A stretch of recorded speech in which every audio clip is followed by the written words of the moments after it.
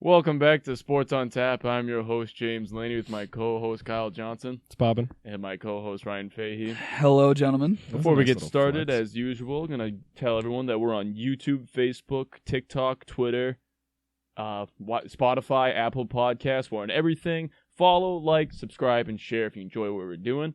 Let's get right into it. Glad to be back in studio. I love that my co-hosts always mock me. I'm counting, but it's okay. Oh, It's okay. I didn't do it. Oh, you're off the team. Fired. You're fired. It was a good run. Expired. You fired. You Expired. expired.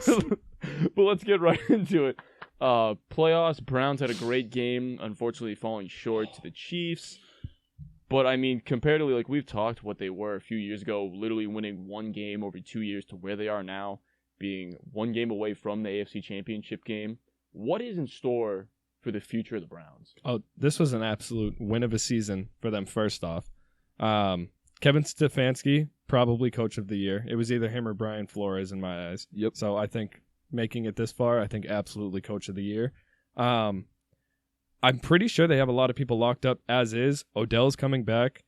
I don't know how that chemistry is going to be. See, that's the big point I want to talk about, but I'll let you finish. But assuming that they keep the pace that they did, and OBJ was very vocal on Twitter while they were winning, and like while everybody was talking trash and bad-mouthing the Browns and stuff like that, he was very like, oh, watch us go get this dub. Like he had a couple tweets. I don't have them pulled up, but yeah, he was saying like, hey, don't be surprised if they win. Yeah, like don't count us out, don't whatever. But yeah, with him back, with a healthy defense, and with Kevin Stefanski at the reins, they're going to be a top five, probably they're at least a top five team in the AFC. I would say arguably a top five, if they can stick with like a good ground game and a good defense, arguably a top five team in the NFL. Probably next season. I like the take, but like it's just nice to see that they've finally found their guy in Baker Mayfield. Baker Mayfield took a huge step this season, and I really think it was when Odell got hurt. Yeah. When he stopped forcing the ball to Odell, Baker became a different quarterback, and then they went on this. We'll call this a run for Cleveland. This was magical. We've never seen Cleveland do this. If they beat the Chiefs, it's like damn near storybook. Like, I mean, yeah, especially with the injury to Mahomes, they come back and like that whole thing. That would have been a great story. But it's nice to see Cleveland have finally found their guy. I love Baker, and knowing that Baker can actually play football makes his commercials just that much better too. I love his commercials even more now because he's a great quarterback and he's funny. The second he had more wins. Love about it? The second he had more wins than commercials, because for a while it was flip-flop. Yes. Yep. That was when I was like, okay, I can enjoy these now. These are pretty funny. Like, yeah. I never hated Baker. I like that he's a guy who has to, like... He just had to be humbled. But but he also still has the right attitude for the job. Like, to be... Like, think of the quarterbacks that they went through. Like, you have to be a dog to be the quarterback for the Cleveland Browns. Oh my God. He was humbled. He was dragged through the mud. He was this. He was that. And here he is. Like, he's going to surprise a lot of people with his career. I think he's going to have a very, very good career as long as he keeps progressing the way that we saw this year. Like, I really hope next year isn't a regression, but we'll see. I think they're going to be good, though. So my take is, I'm not ready to say top five in the NFL. I mean, possibly. I think they're going to be around there. I think they could not easily. I think they have a shot at being top three in the AFC if they can keep at this pace. Yeah. And kind of like you said, kind of just stick with their identity, with the ground and pound and their strong defense. I still think they might move on from Odell. Because like you said, Baker looked way better when he stopped forcing to Odell because he didn't have that option. Like we've said many times on this show, when Odell's there, he has this aura around him that it's like Odell can catch anything, which he's a freak in nature. Like, he's an unbelievable athlete, and he is great. But ever since going to Cleveland, he hasn't been as good, and I don't think so much it's his talent, what he's done. I think it's just Baker throws to him at the wrong times.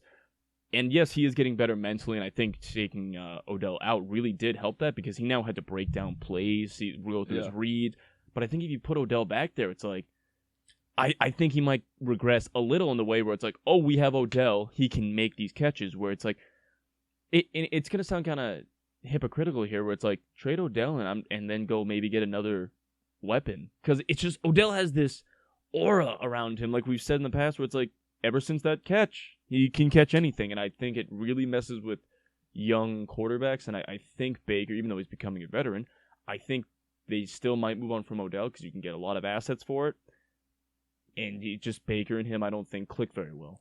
Now, my counter argument to that is not only did Baker get humbled, but I think Odell having the injury and then the Browns going on the run that they did may have even humbled Odell in the sense that, like, especially we were seeing it with, like, the tweets and how, like, involved he was in, like, really seeing Cleveland win. I do like seeing that. You know what I mean? Like, I really think that humbled Odell in the sense that, like, okay, maybe I don't need to demand, 10 catches a game, like, all these targets. Maybe I don't need, maybe it's like, if I'm open. Like, I'm going to trust that Baker's going to find me. Like, it might have been a humbling moment for him seeing the Browns go on that, like, this run. So, like, it might work. I hope it does work because, I mean, it's Odell to have a top, win healthy 5 receiver in the league.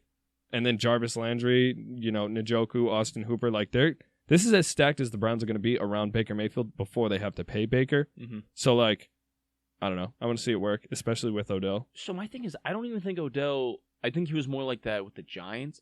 I don't think Odell was really demanding it. I don't think he had that big of an attitude with Cleveland. Well, I think it's gone now. Whatever he did have, I think it's See, honestly that's the gone. thing. I don't think that was the problem. I really just think it was kind of the chemistry between Baker and Odell, and maybe that he's had to go a season without him and, like, go through his reads. Maybe when Odell's back, it's like, okay, he's back, and that's great to have, but now I still need to go through my reads. That's why I'm not 100%. I still think they might move on from Odell because it's like, you know what we've seen here, it doesn't work that great. But also when it comes down to the playoffs, it's clear they needed another weapon at receiver. Like, they also should have ran the ball more, I think. I think that was there were big momentum swings in that game. Unbelievable. Yeah. And don't get me wrong, Mahomes getting hurt definitely helps their chances there in the end. Oh, yeah. Which for we'll sure. talk, which but we'll Chad talk. Henne with that 14-yard, which we'll talk about a little run. later.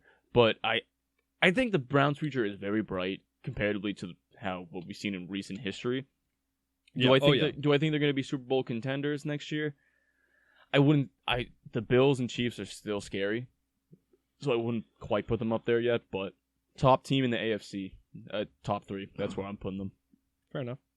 Yeah, I like it. Hey everyone, James Laney here, founder of Sports on Tap. If you enjoy our content and want to help us grow, there's an easy way you can do that. All you're going to want to do is go on any of our social media accounts, hit this link to our website, then click the Listen Here button, then go over to the Support button. Then you're going to have a few options for how much you'd like to donate a month. Then you're going to fill out your information down below, hit the Support button. Any and all contributions will be appreciated and go directly towards the podcast to help us grow.